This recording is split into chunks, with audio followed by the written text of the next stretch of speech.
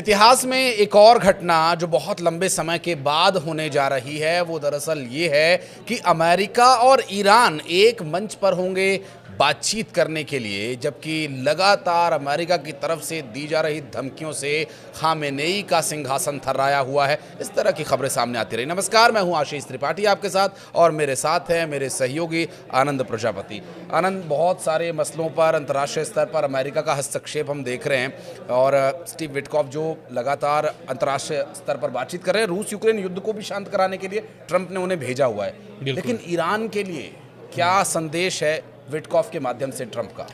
दरअसल आज बैठक होने वाली है ईरान और अमेरिका की, और ये बैठक एक दशक बाद, मतलब कि ये बैठक 2015 में हुई थी ओबामा के समय में, और ओबामा के समय के बाद से ये पहली औपचारिक बैठक है ईरान और अमेरिका की। और ये बैठक है न्यूक्लियर डील को लेकर के।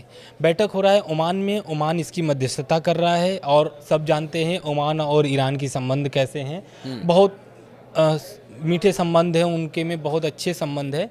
तो इस कारण से ओमान को मध्यस्थता करने का एक तरीके से युद्ध जो इनके विवाद चल रहे हैं अमेरिका और ईरान के, या फिर अमेरिका जैसा चाहता है कि डील हो जाए ईरान से न्यूक्लियर पावर पर, उस चीज़ के लिए मध्यस्थता कर रहा है ओमान। अब ये देखना दिलचस्प ये होगा कि अभी विटकॉफ पहुँचे हुए हैं ओमान और ये बैठक आज होने वाली है। लेकिन इस बैठक के पहले अभी विटकॉफ पहुँचे थे रूस, पुतिन से उनकी मुलाकात हुई है, उन्होंने सीज फायर को लेकर के बातचीत की थी उस विषय को लेकर के। लेकिन अभी ट्रंप पुतिन से नाराज आ रहे हैं। क्यों नाराज हो रहे हैं? इसलिए क्योंकि पुतिन ने कोई भी विटकॉफ की बात को सहमति नहीं, मंजूरी एक तरीके से नहीं दी है जो वो प्रस्ताव रखने गए थे उन्होंने, बल्कि पुतिन ने अपनी शर्तें बहुत नए जोड़ दिए हैं, जिससे वहाँ पर जो ट्रंप का प्लान था वो एक तरीके से फेल नज़र आ रहा है। लेकिन आज जो दूसरा जो एक तरीके से चाल है ट्रंप का दुनिया में देखिए, रूस यूक्रेन, हमास, इजराइल, ईरान, सब पर ट्रंप नकेल कस रहे हैं, चीन है, बिल्कुल। लेकिन आज की जो बैठक है वो बहुत महत्वपूर्ण है और इस बैठक से स्पष्ट हो जाएगा कि आने वाला दिन ईरान और अमेरिका के लिए कैसा होगा। साथ में ईरान के जो दोस्त हैं रूस और चीन, इन पर भी बहुत गहरा प्रभाव पड़ेगा अगर आज की डील जैसी भी होगी। अगर डील सफल होती है तो जाहिर सी बात है तब फिर भी रूस और चीन को ही सहना पड़ेगा, क्योंकि अगर डील सफल होगी तो कहीं ना कहीं ईरान इसमें कमज़ोर नज़र आएगा। दूसरा बात, अगर ईरान डील नहीं करता है तो इस पर ट्रंप पहले भी धमकी दे चुके हैं। आज उनके प्रेस सचिव, ट्रंप के जो प्रेस सचिव है, उनका बयान आया है और उन्होंने बोला है कि जो आज ओमान में बैठक होने वाली है ईरान के साथ, अगर ये बैठक सफल नहीं होती है तो ट्रंप सैन्य कार्रवाई के लिए तैयार हैं। और इस चीज़ को लेकर के ईरान को समझना पड़ेगा कि न्यूक्लियर डील कितना अहम है अमेरिका के लिए। ये तो देखिए, ये वो चीज़ें हैं जो बिल्कुल स्पष्ट तौर पर अंतर्राष्ट्रीय स्तर पर चल रही है, लेकिन कुछ पर्दे के पीछे घटनाएं घटित हो रही, जैसे अयतुल्ला अली खामेनेई को एक चिट्ठी भेजी गई थी। उस चिट्ठी का मजमून क्या है? बिल्कुल, दरअसल ये चिट्ठी भेजी गई थी तो ट्रंप ने इस पर बयान भी दिया था। ट्रंप ने बोला कि मैंने ईरान के सुप्रीम लीडर को चिट्ठी भेजा है लेकिन उसका अभी तक जवाब नहीं मिला है। तो उस पर ईरान की प्रतिक्रिया आती है, बोलते हैं वो तो मेरी चिट्ठी अभी तक मेरे पास पहुँची ही नहीं है। लेकिन जब लगातार धमकी अमेरिका की तरफ से मिलने लगती है तब अयतुल्ला अली खामेनेई का चिट्ठी जाता है, चिट्ठी का जवाब जाता है ट्रंप के पास। किसके माध्यम से? ओमान के माध्यम से। ओमान मध्यस्थता, इसीलिए मैं बोल रहा था स्टार्टिंग में कि ओमान मध्यस्थता क्यों कर रहा है। अब ये चिट्ठी का जवाब उनको देते हैं, लेकिन उस चिट्ठी में क्या होता है? उस चिट्ठी में ट्रंप एकदम सीधे अयतुल्ला अली खामेनेई को धमकी देते हैं कि ये मध्यस्थता करनी पड़ेगी, ये डील आपको करनी पड़ेगी। अगर ये डील नहीं होती है तो आने वाले समय में ईरान को बहुत ज़्यादा नुकसान पहुंच सकता है। उन्होंने तो बोला भी था ट्रंप ने कि ऐसी बमबारी ईरान पे होगी जो ईरान कभी नहीं देखा होगा। दूसरी बात, इसी हफ्ते ईरान पर नए प्रतिबंध अमेरिका ने लगाया है। एक तो पहले तो जो परमाणु कार्यक्रम पर वो प्रतिबंध लगे हुए हैं, तेल पर उनके नए और प्रतिबंध लगा दिए हैं, जिससे ईरान और कमज़ोर नज़र होते हुए आ रहा है। लेकिन इसके साथ साथ नेतन्याहू को भी एक चेतावनी दे चुके हैं ट्रंप की जब बैठक हुई थी नेतन्याहू के साथ, तो उस समय ट्रंप ने एक तरीके से धमकी लहजे में ही बोल सकते हैं कि नेतन्याहू को उनका तो अंदाज ही यही है। बिल्कुल, उन्होंने बोल दिया था कि जो बैठक होने वाली है ईरान और अमेरिका की ओमान में, इस बैठक के बीच या इस बैठक के दौरान कोई भी आप ऐसी गतिविधि नहीं करेंगे जिससे इस बैठक विफल हो। मतलब इजराइल को इस तरीके से बोल दिया गया कि इजराइल कोई भी ऐसा गलती न करे जिससे ईरान का बैठक विफल हो। जो नेतन्याहू का हमने रवैया देखा है, उनका तो रवैया ही बगावती रहता है हमेशा से, और वो जो कह रहे हैं कि कोई गलती ना करें या वो किस तरह का क्या एक्शन ले सकते हैं नेतन्याहू, जिसका डर है ट्रंप को, या यूं कहे कि वो ट्रंप के द्वारा उन्हें चेताया जा रहा है? बिल्कुल, देखिए स्टार्टिंग पहला जो मांग थी ना कि परमाणु कार्यक्रम जो ईरान चला रहा है वो ख़त्म कर देना चाहिए, ये पहली मांग जो थी इजराइल की ही थी। और इजराइल को पता है कि जब भी परमाणु बम अगर हासिल हो जाता है ईरान को, तो सबसे ज़्यादा अगर नुकसान सहना होगा तो वो है इजराइल, क्योंकि इजराइल पर जो अभी हमला कर रहे हैं 3 संगठन, हमास, हिजबुल्लाह और हूती, और ये तीनों संगठन किनके ईरान के दम पर पलते हैं और ईरान का पूरा सहयोग होता है। कथित रूप से तो बोला ही जाता है, भले ईरान लेकिन नेतन्याहू को तो अमेरिका का सपोर्ट है, तो अमेरिका ही नेतन्याहू को क्यों चेता रहा है कि भैया कोई गड़बड़ी मत कीजिएगा? देखिए, वो चाहते हैं कि ईरान से जो डील होने वाली है वो डील हो जाए, क्योंकि उसमें कोई भी अगर गड़बड़ी होती है तो कहीं ना कहीं इजराइल और अमेरिका दोनों को भुगतना पड़ेगा। समझना होगा जो अंतर्राष्ट्रीय परमाणु ऊर्जा एजेंसी के बयान से। तो डील का फील क्या है? वो डील क्या रहेगी? देखिए, वो डील का फील अब बात 2018 की बात है, जब ये रद्द किए थे ट्रंप ने परमाणु कारगर को रद्द कर दिया था, ये परमाणु समझौते को। जब ओबामा थे 2015 में लेके आए थे, इस प्रस्ताव को रखे थे, उसमें 5 देश थे अमेरिका के साथ। लेकिन क्या होता है, जब ट्रंप आते हैं 2016 में, 16 के बाद 2018 में इस प्रोग्राम को, एक तरीके से इस बैठक को रद्द कर देते हैं, बोलते हैं कि इस प्रस्ताव पे कोई दम नहीं है। लेकिन अब वो दोबारा लेके आते हैं। क्यों लेके आते हैं? क्योंकि बहुत सारे जो एजेंसियां हैं अंतर्राष्ट्रीय, पहले हम बता देते हैं व्यूअर्स को कि अंतर्राष्ट्रीय परमाणु ऊर्जा एजेंसी, मैंने पहले वीडियो में बता चुका हूँ, लेकिन इस बार भी जो नया अपडेट आया है कि ईरान तो 6 परमाणु बम बना सकता है, लेकिन उसके पास जो यूरेनियम है वो 275 किलो यूरेनियम जमा हो चुका है, और इससे कुल 6 परमाणु बम बन सकते हैं।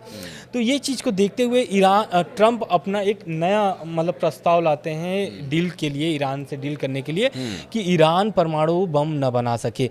दूसरा बात, अगर ईरान परमाणु बम बना लेता है और ये डील अगर नहीं होती है तो परमाणु बम बनाएगा ईरान। जब वो डील को 2018 में रद्द कर दिए थे ट्रंप, उसके बाद से ईरान परमाणु शक्ति बहुत ज़्यादा बढ़ गई है, मतलब परमाणु ताकत उसकी बहुत ज़्यादा बढ़ गई है, एकदम नज़दीक पहुंच गया है, और उसकी जो संख्या है वो 180 से 157 पर पहुंच गई है। जो उसकी 151 थी स्तर, अब वो 157 पहुंच गई है। कहीं ना कहीं अपने आप में रैंक है, बिल्कुल। परमाणु आंकड़े जो घटने तो लोगों को बिल्कुल कंफ्यूजन ना हो, तो ये रैंक है। जैसे 3 रैंक ज्यादा है, जबकि रैंक 180 का टारगेट है। 180 था, अब वो 157 हो गया है। 180 का एक मतलब कि रखा गया है न्यूनतम, लेकिन उसमें 151 पे था पिछले साल, लेकिन इस साल 157 पे पहुंच गया है।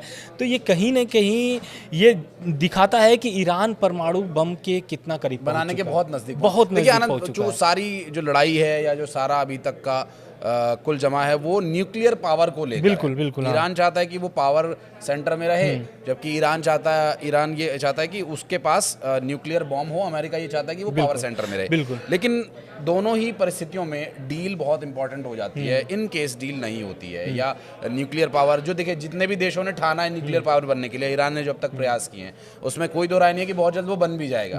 उसके बाद क्या बमबारी की जो आशंका जताई जा रही है, जो ट्रम्प कह रहे हैं, अगर बमबारी होती है या वो न्यूक्लियर पावर बनता है तो दोनों की संभावनाएं, चूंकि देखिए न्यूक्लियर पावर तो वो बनेगा ही बनेगा, बिल्कुल। तो डील कैसे होगी, संभावनाएं किस बात की ज्यादा नजर आ रही है? अभी अंतर्राष्ट्रीय मीडिया का जो दावा है, अंतर्राष्ट्रीय मीडिया की रिपोर्ट के अगर अनुसार बताएं, अगर ये डील नहीं होती है तो इस साल के अंत में अमेरिका इजराइल दोनों साथ हमला कर सकते हैं ईरान के परमाणु ठिकानों पर। मतलब अगर ये डील नहीं होती है तो अगर इस डील को लेकर के पहले तो समझना होगा डील में ये क्या चाहते हैं। ट्रम्प क्या चाहते हैं और ईरान क्या चाहते हैं। ट्रम्प चाहते हैं कि जो लीबिया वाला जो प्रोग्राम था, लीबिया वाला जो परमाणु जो कार्यक्रम चला रहा था लीबिया, वो मॉडल अपनाना चाहते हैं ईरान पर। और ये नेतन्याहू पहले ही ट्रम्प पर रख चुके हैं कि जो लीबिया वाला मॉडल था ये ईरान पर भी लागू किया जाए। तो साफ ईरान ने मना कर दिया है, बोल दिया है कि लीबिया वाला जो मॉडल था उसमें लीबिया ने पूरे परमाणु कार्यक्रम को अपने रद्द कर दिया था। लेकिन ईरान ने स्पष्ट कर दिया, ईरान ने बोला है कि इस बैठक में हम शामिल अगर हो रहे हैं और बैठक में बातचीत होगी तो मैं परमाणु बम नहीं बनाऊंगा, लेकिन परमाणु कार्यक्रम मेरा चलता रहेगा। मतलब जो उनके परमाणु कार्यक्रम में जो हैं वो चलते रहेंगे, परमाणु बम वो नहीं बनाएंगे, ऐसे उनके दावे हैं। लेकिन अब यही दावे पर हो सकता है कि बात इनकी न बन पाए। अब बात अगर नहीं बनेगी तो इस साल के अंत में ईरान पर हमला हो सकता है। तो लेकिन आज की बैठक के बारे में, बिल्कुल आज की बैठक के बारे में चलते चलते क्या अपडेट देना चाहेंगे आप? देखिए, अपडेट तो ये देना चाहेंगे, तो पहले तो रूस ने अपने संसद में 20 साल का समझौता जो ईरान के साथ डील है वो प्रस्ताव पारित हो गया है संसद में, तो ईरान मजबूत वहाँ से नज़र आ रहा है। दूसरा पॉइंट, इराक में अपने सैन्य मतलब कि एक तरीके से बैलिस्टिक मिसाइलें भेज दी हैं अपने जो ईरान के समर्थित कट्टरपंथी जो संगठन है उनके लिए। तीसरा वो सीरिया में भी अपनी पकड़ बना के रखा है ईरान।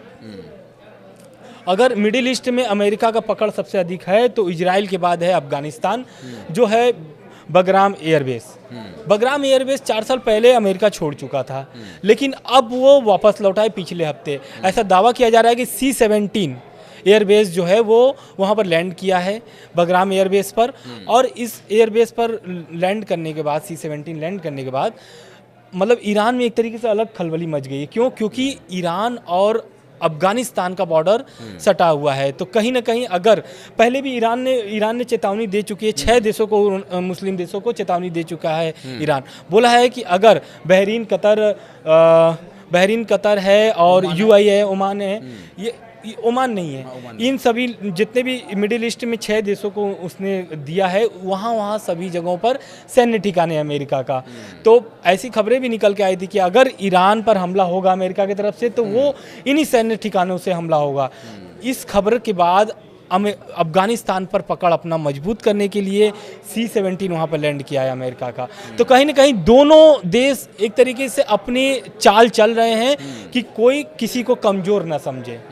लेकिन आज की बैठक के बाद ही स्पष्ट हो पाएगा कि कौन कमज़ोर है, कौन मजबूत है। क्योंकि अगर डील हो जाती है तो कहीं ना कहीं ईरान की कमजोरी झलकेगी निश्चित रूप से। और ईरान अगर कमज़ोर दिखता है तो उसके न्यूक्लियर प्रोग्राम पर इसका असर पड़ सकता है। बहरहाल मीटिंग के बाद क्या होगा आउटपुट, हम उम्मीद करेंगे एक बार फिर से हम इस पर पूरा डिटेल्ड वीडियो लेकर आएंगे। आनंद, बहुत शुक्रिया आप हमारे साथ जुड़े। और हमारे दर्शक जो इस वीडियो को इन्फॉर्मेटिव मानते हैं प्लीज़ इसे लाइक कीजिएगा। और अगर फेसबुक पेज पर आप हमारा ये वीडियो देख रहे हैं तो पेज को भी लाइक कीजिए। और अगर यूट्यूब पर आप ये वीडियो देख रहे हैं तो चैनल को सब्सक्राइब कर लीजिएगा अगर आपने अब तक नहीं किया है। अंतर्राष्ट्रीय विषयों को आसान भाषा में इसी तरह से समझाने के लिए, समझने के लिए फिर मिलेंगे। धन्यवाद।